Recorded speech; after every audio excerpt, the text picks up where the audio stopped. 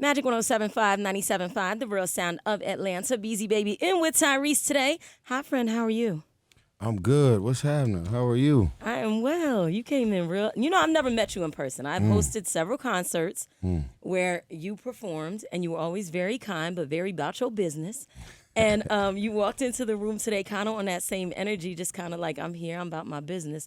And although this is business, I work here, and you're an artist, so I know you're here to talk about, your business-related stuff.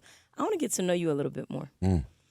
Because I feel like there is a lot of clips of you that we get to see, but I don't know that we get to spend a lot of time really getting to know who Tyrese is.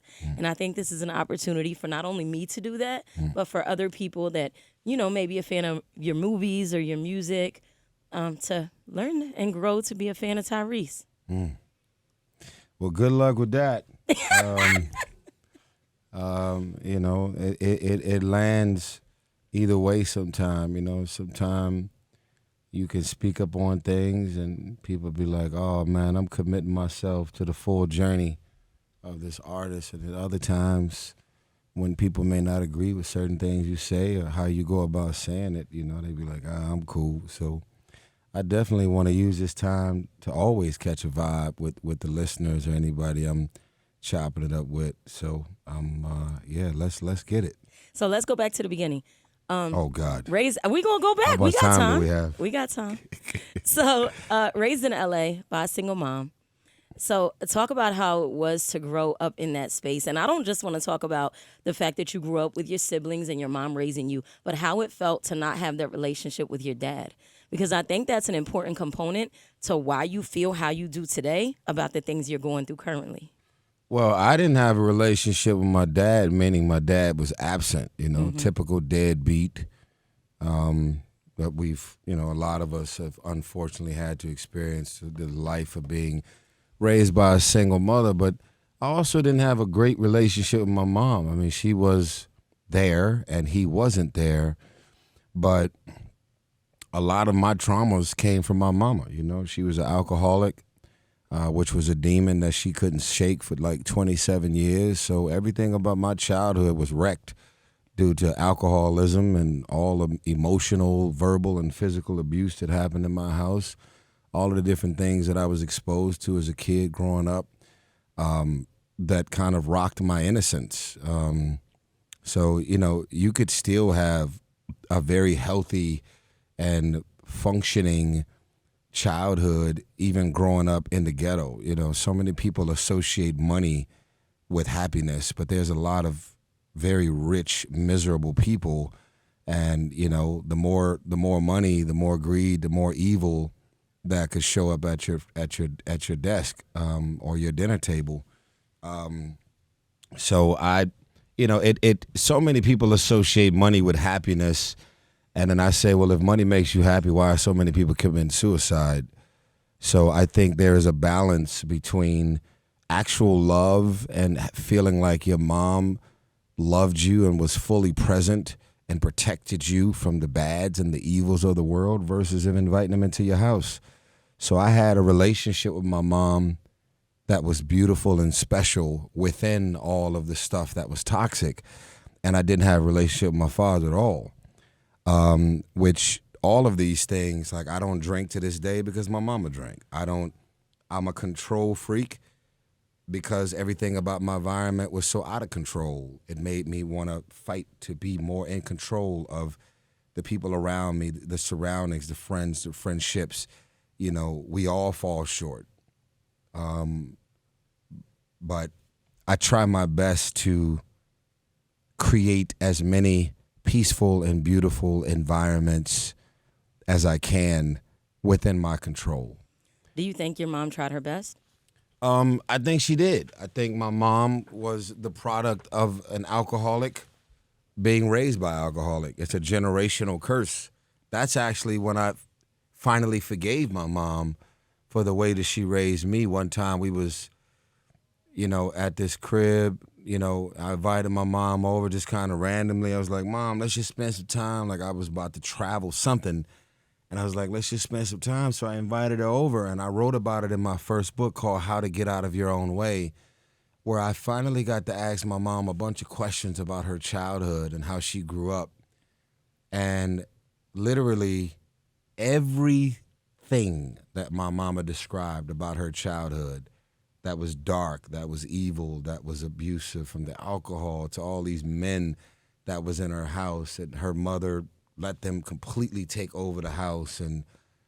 And she was talking about this, and while she was talking about her mother, she made no connection to herself. And I was like, I said to her at the end of the conversation, I said, so I'm not in the jacuzzi with my mom. I'm in the jacuzzi with my grandmother.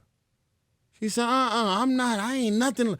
I said, Mom, you literally just described your entire childhood, and I'm able to sit here and tell you that that was my childhood.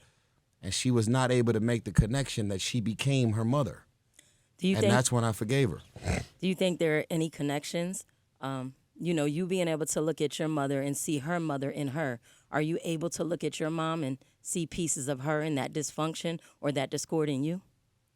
Yes. Minus the alcoholism, I became verbally abusive the way she was.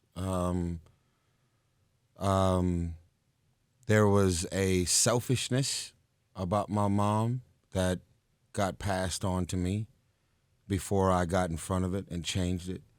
So I've like there was a I still don't like working out.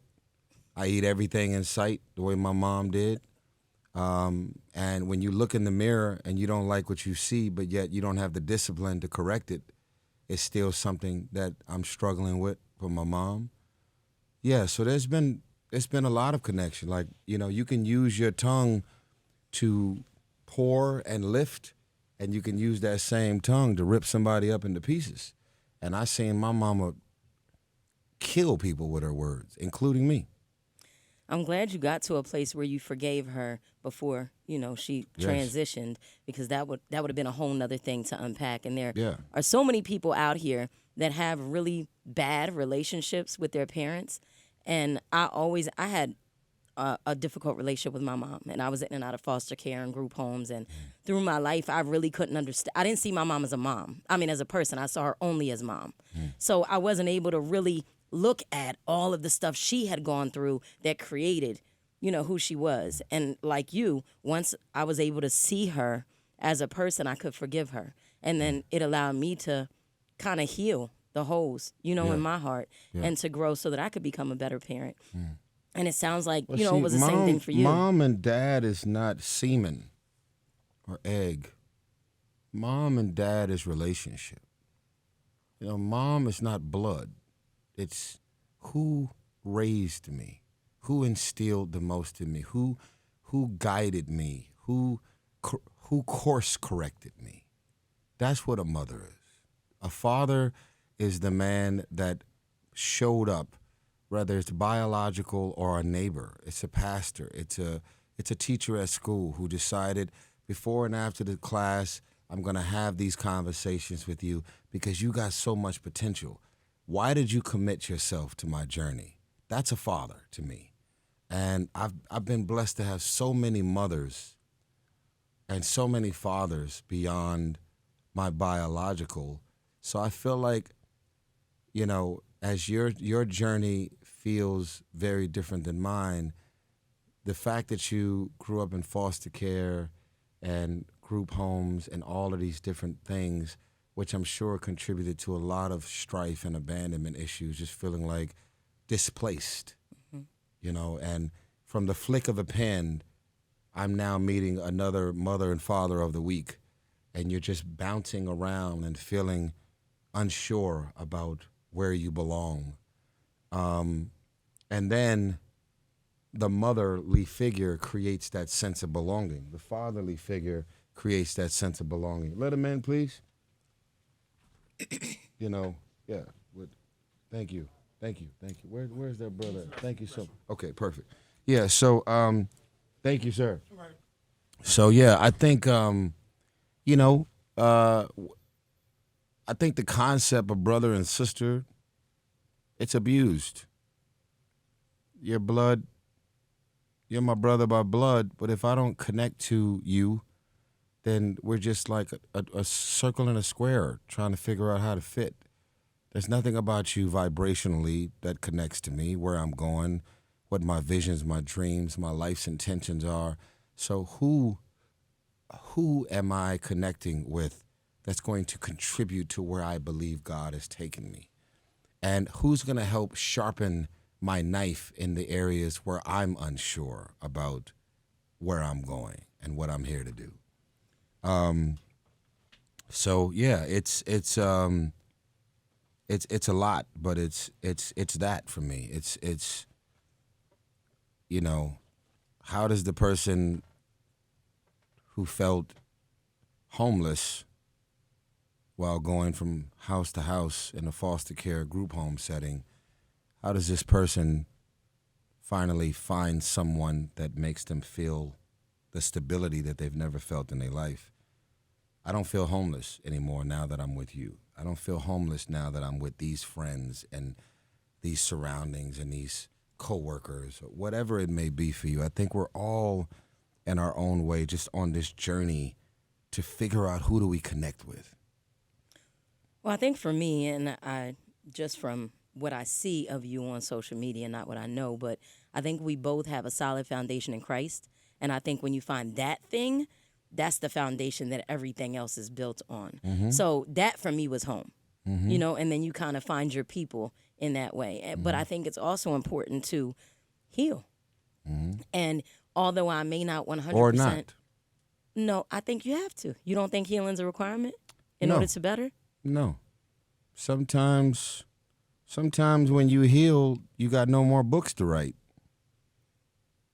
Well, then you write a book on how you healed. Yeah, well, when you heal, you write the book.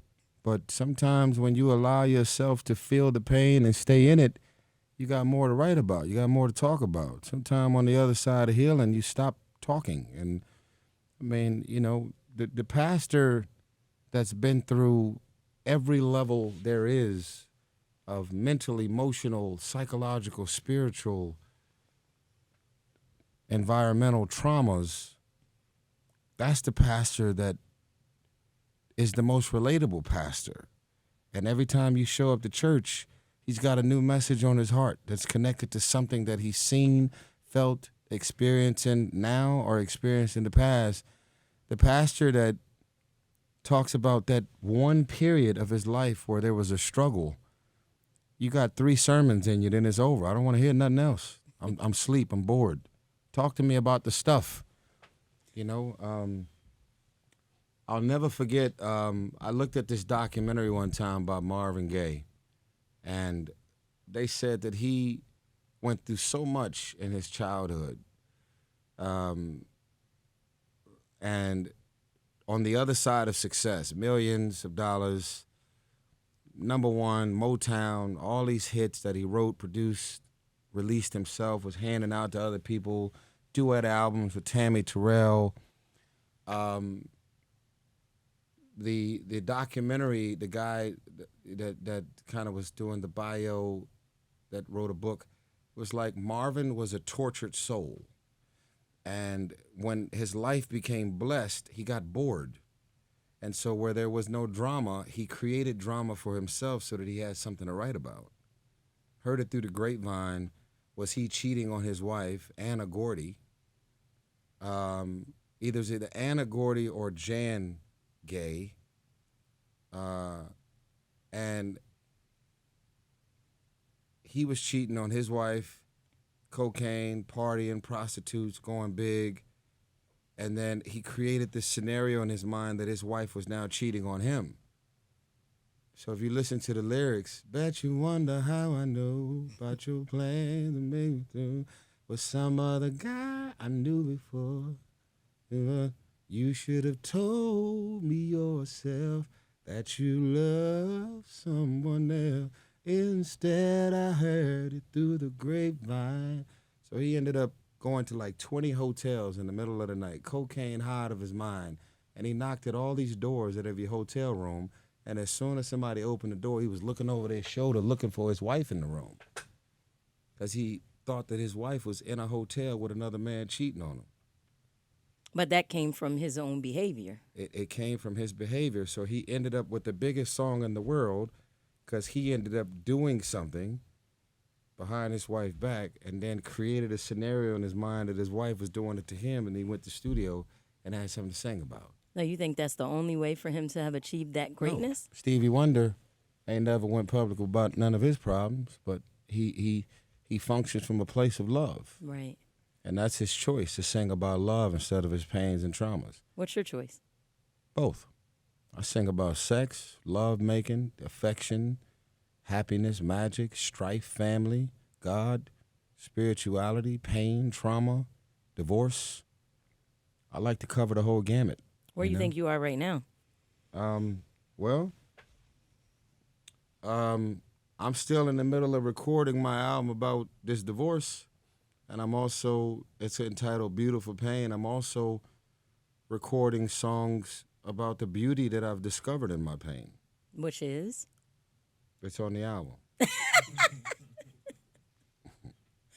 Do you think that I've listened to some of what your soon-to-be ex-wife says about the breakup and how she feels now. Of course, I'm sure in different spaces you all felt different things, right? But now there's a little bit of her that you can almost hear has regrets in some ways. Do you have any? No, I never filed. Was there anything you could have done differently? I just regret the fact that I got into this thing to do it for the rest of my life, and it didn't quite land that way. And I'm just like regretting what didn't I notice about her intentions? What didn't I see? Maybe the baby hairs got me. I don't know what it was, but something stopped me from noticing the agenda, and I just regret that I didn't notice. Is there anything in this that you hold yourself accountable for outside of which you may not have noticed that she did? Anything you could say, well, you know what, I probably could have did a little bit better with the that. problem has been her lack of accountability. So I've been very accountable. I have said that there was nothing easy about being married for less than a year, and then we both woke up to child abuse claims because I spanked my daughter, and kind of like this unbearable energy of my ex overshadowing everything that we had and everything that we were building and the beautiful vibrations that we were creating. And so I'm responsible for the energy that I brought into the marriage. Even though that came from my ex, I'm still connected to that mother of my child, my baby. I brought baby mama drama into a brand new thing, and I'm responsible for that. Irregardless if I caused it or not, it's energy that we ended up for months and months at a time, just like, why is she saying that? Why is she coming at you? And it just became this ongoing toxicality in this beautiful brand new thing that caused arguments, caused conflicts, caused us to have to unpack what to do. It was like this person was like completely unbearable. And I don't know if it was jealousy coming from her. I don't know what it was, but it was like she's not giving Zelly any of that energy compared to what she gave Samantha. And it was like, what is this? Like, I had baby mama drama for years leading up to my relationship with Sam, but it felt like she became like really like a real, like a specific devil that wanted to contribute to the demise of bad vibrations and energy in my marriage. So I'm responsible for that because I was connected to this person, and this person had nothing to do with Samantha. In a perfect world, how do you hope this ends? I just hope that everything that the judge has dropped on me gets appealed. I hope that he goes the rest of his life losing a lot of sleep over the strife and the trauma that he's caused in this divorce proceedings. I never came into this thing saying, I'm rich, I'm famous, I'm a celebrity, I want things to work in my favor. You go to court, you do the best you can. But I think this judge hates my guts, and I think that there's some collusion happening with the judge and her lawyers. They're all working in cahoots with each other because he's literally grabbing rulings and laws out of the sky, and it's complete abuse of power. Never seen and witnessed or experienced anything like it. I wish her well. I don't know why this person showed up. And, you know, anything I've ever said and done to cause any pain or confusion, I'm responsible for that. But she's not around for me to apologize. So I think there's nothing that our marriage faced that was worth a divorce. And yeah, I don't like any of it. I don't like any of this stuff that's been revealed to me throughout this process. It's been like, I don't know who this person is. You think you could have made it through it? Oh, absolutely. I mean, I know dudes right now that are still married that had 1 or 2 kids behind their wife's back. I know dudes right now who's had kids with side chicks because their wife can't even get pregnant. And now the wife is raising the side chick's baby. There's nothing that your marriage can't survive if you keep it grounded in forgiveness and apologies and owning your mistakes, owning what you say and what you do and the effects that it has on your better half. There's nothing that your marriage can't survive. So many of us look at people that have been married for 30, 40 years, and we go, happy 40th anniversary. Wow, my parents have been together for 40 years.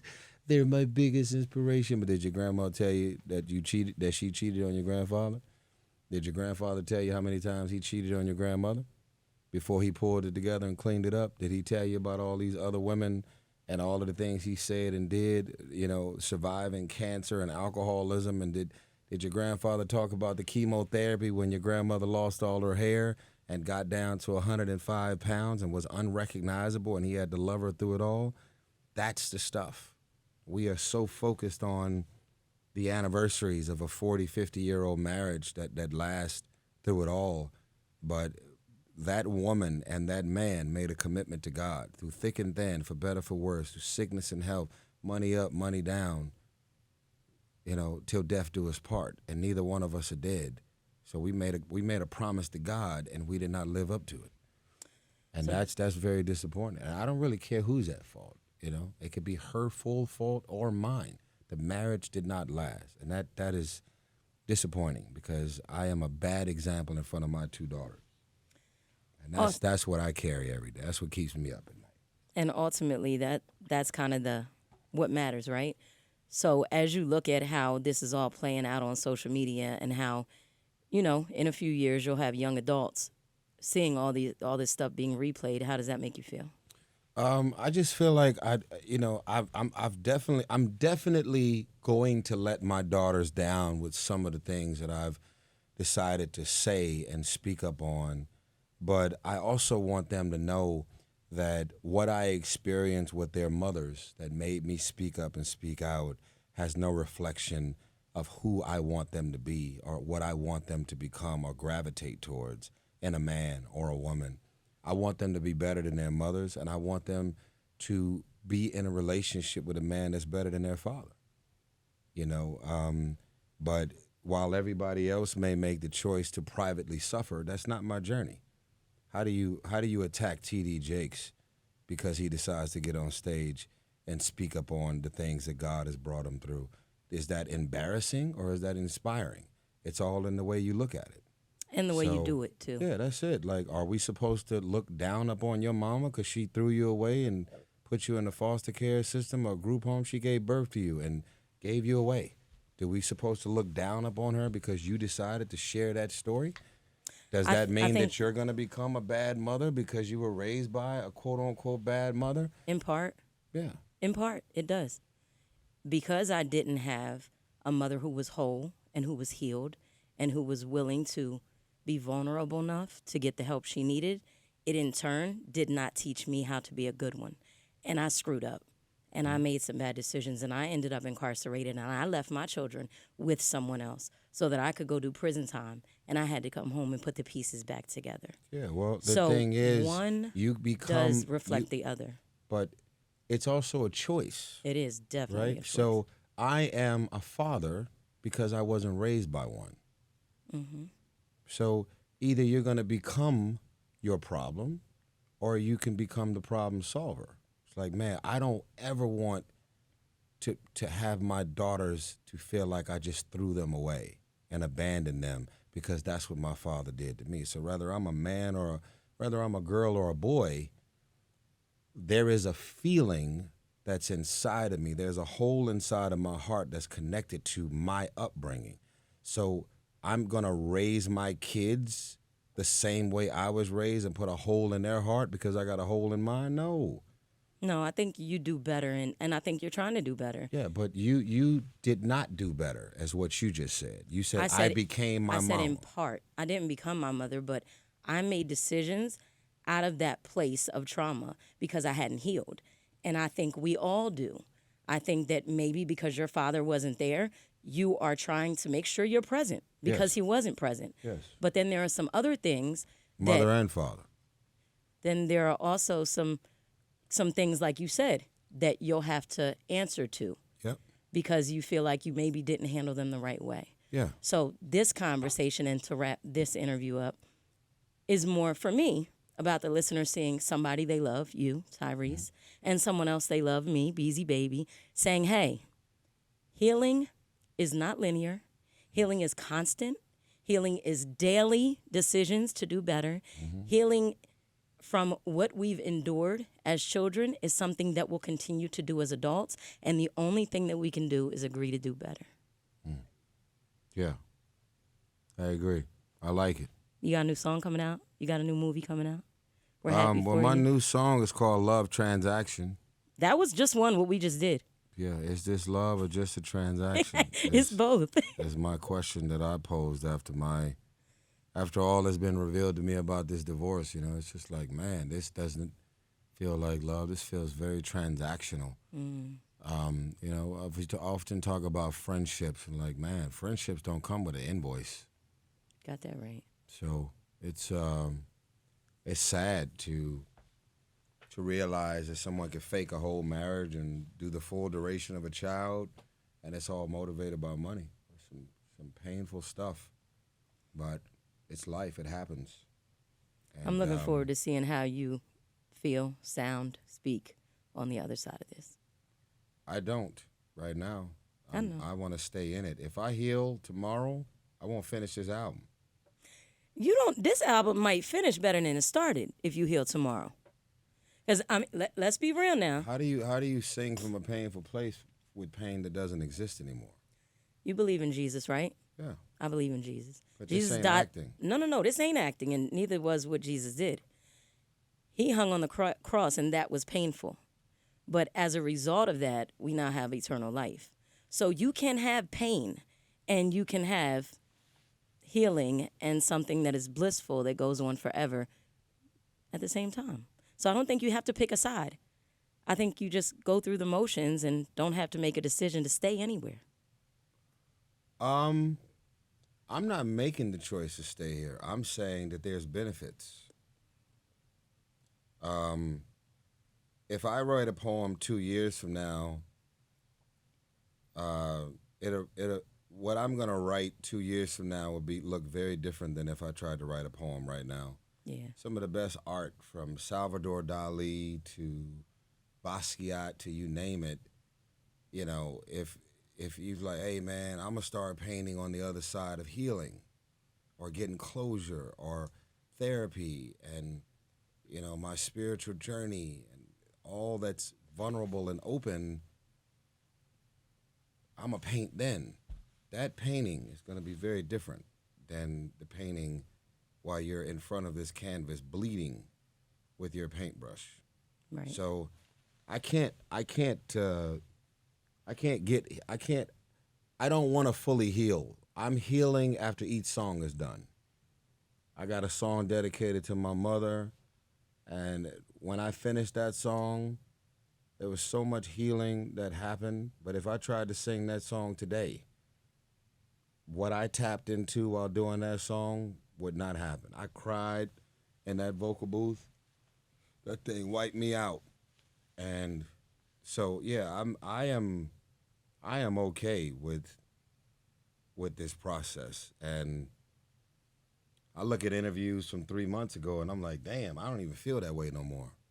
Right. But when I did the interview, That's I how was you felt. speaking exactly what I was feeling and carrying that day, that week, that month, and then boom, it all came out. So you kind of I'm looking at more recent doors that are closing and pieces of the journey that's gotten closure and that's been addressed in therapy, or things that God has been able to get me through and get to the other side of, like, oh my God, I remember the freshness of how I felt when my mama died. And I'm looking, I remember, that was the first interview I did after my mama died, and I barely made it through that thing. Mm-hmm. Man, I'm way past that. Mm-hmm. And that's beautiful, you know? It is. So it's all in the way you look at it. You know, I would say to every poet, write your poetry while you're happy, while you're sad, while you're vulnerable, while you're depressed. You know, get it all out in real time.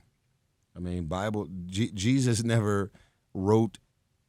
I mean, the Bible was never written from just a place of happiness Right. and magic. You know, the sacrifice is what everybody is focused on. Jesus sacrificed his life on behalf of, but there was a lot of happiness and magic and beauty, and how much can you learn from the top of the mountain? Right. Only, you know, it's Right. the peaks and the valleys that develop the most character. Amen. You know. Well, I'm not going to hold you up in here because I know there are other people waiting on you, but I thank you for being transparent. I thank you for sharing this space with me, and I look forward to all of the other spaces. Thank you for 'cause being transparent. You Takes continue one to know change. one.